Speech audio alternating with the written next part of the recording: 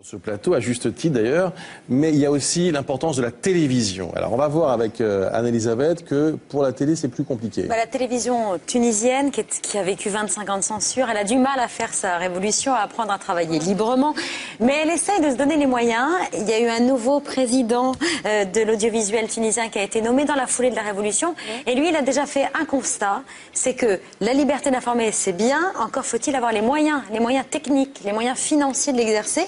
Or, ça manque terriblement. Et du coup, il a lancé un appel solennel à toutes les télévisions européennes en disant, ben voilà, on a besoin de l'aide des télévisions européennes, on a besoin d'aide matérielle, d'aide technique et de conseils de professionnels, notamment pour pouvoir couvrir correctement les élections qui vont se tenir en octobre prochain.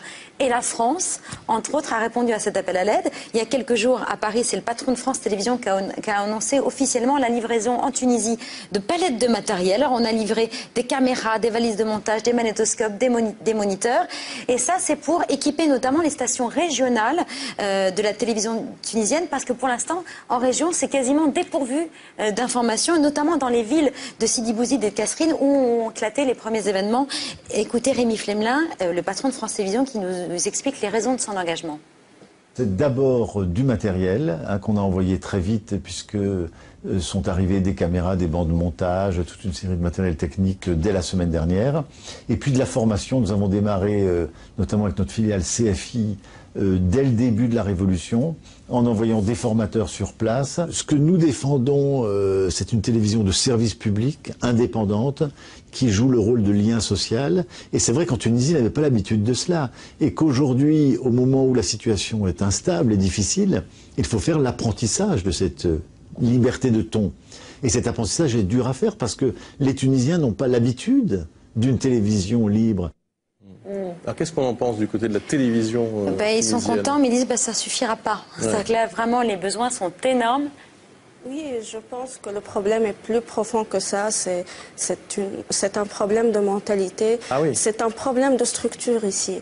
Parce que voilà, on garde presque les mêmes structures. Peut-être que le président a changé, mais on garde les mêmes journalistes qui ont fait l'éloge de Ben Ali, qui ont fait sa propagande. C'est les mêmes qui présentent les journaux télévisés? Oui, voilà. La population ne leur fait pas confiance. Voilà, et en plus, on sent qu'il y a une manipulation des informations.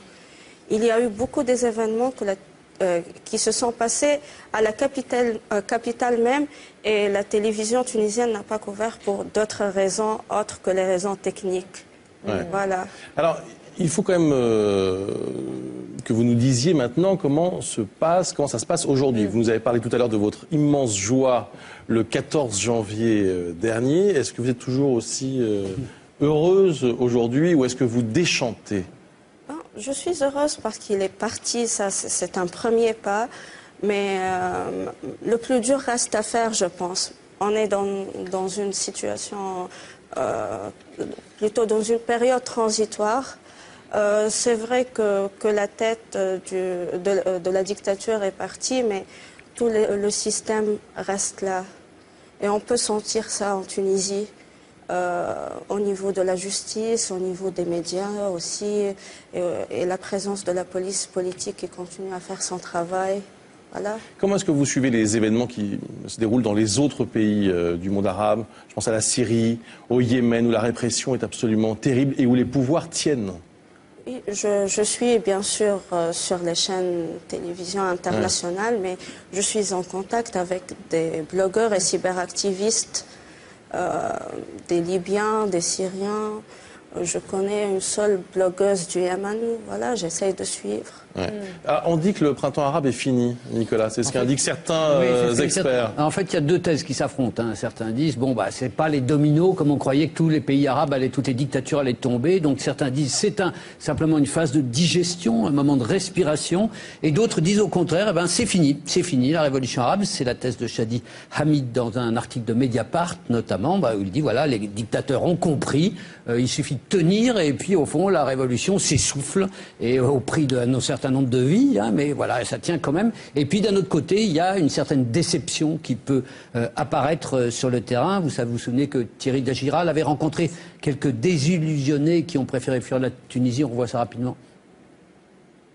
Ils étaient serveurs, mécaniciens, maçons. Ils ont dû fuir leur pays pour le moment, faute de travail. Les conditions de vivre dans la Tunisie sont aussi trop dures. Il fallait beaucoup de temps pour qu'on construira une autre Tunisie, une bonne Tunisie avec la démocratie, avec toutes choses. Hein, tu vois. On ne connaissait pas la France, on rêvait de la France, mais je me rends compte que j'ai fait une erreur. C'est un pays dur, la France. La France va me donner un billet pour repartir en Tunisie. Et je vais avoir une aide de 2000 € pour le retour.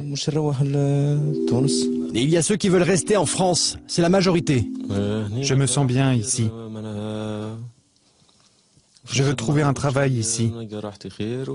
J'aime la Tunisie, mais je préfère rester ici en attendant que les choses se calment au pays.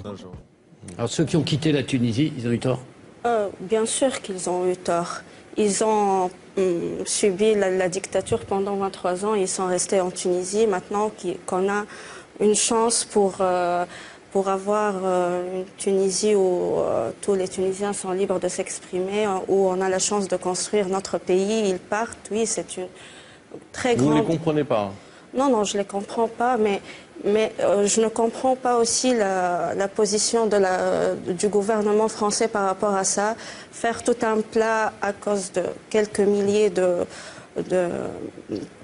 jeunes d'exilés, alors que chez nous, on reçoit des centaines de milliers de réfugiés libyens. Nous avons des conditions économiques difficiles et on ne s'en plaint pas. On les accueille, ils sont les bienvenus et on continuera à les accueillir et à les aider. Donc, est-ce que l'islamisme vous fait peur aujourd'hui en Tunisie? Oui, ça me fait peur parce que moi j'observe ce qui se passe en Tunisie. Bon, commençons par... il y a 2 ans, il n'y avait pas autant de femmes voilées en Tunisie, il n'y avait pas ces barbus un peu partout. Maintenant, ça change.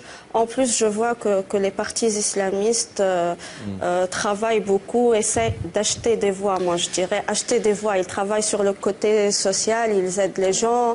Ouais. Et voilà, c'est ça. Alors, on arrive au bout de l'émission. Lina, est-ce que je peux vous poser une dernière question très indiscrète? Quel âge vous avez? 28 ans. 28 ans. Oui, je suis assistante universitaire à la faculté des sciences humaines et sociales de Tunis. Et pour vous, le combat continue quoi qu'il arrive, hein? Oui, je continue le combat. Alors, je remonte le livre. Alors, je ne l'ai pas signalé, donc c'est aux éditions Indigènes. Vous savez, c'est eux qui avaient notamment fait paraître le bouquin de Stéphane Hessel, Indignez-vous, donc Tunisian Girl, blogueuse pour un printemps arabe. Ça ne coûte que 3 €. Voilà, je le signale. On n'a pas eu le temps d'en parler malheureusement parce qu'on est en retard. Ce soir sur Arte, 20h40, chronique d'un Iran interdit. C'est Manon Loiseau qui a réalisé ce document absolument incroyable et qui montre notamment le combat d'autres femmes, mais cette fois en Iran. Et qui n'a pas abouti. Et aussi, c'est un combat qui se déroule sur le net. Oui, qui était le premier combat sur le net, d'ailleurs. Absolument, dès 2009. Merci beaucoup, Lina. Merci infiniment d'être venue jusqu'à nous. Merci à vous tous. À demain, 12h20 pour l'édition spéciale. Passez une excellente après-midi. Ciao.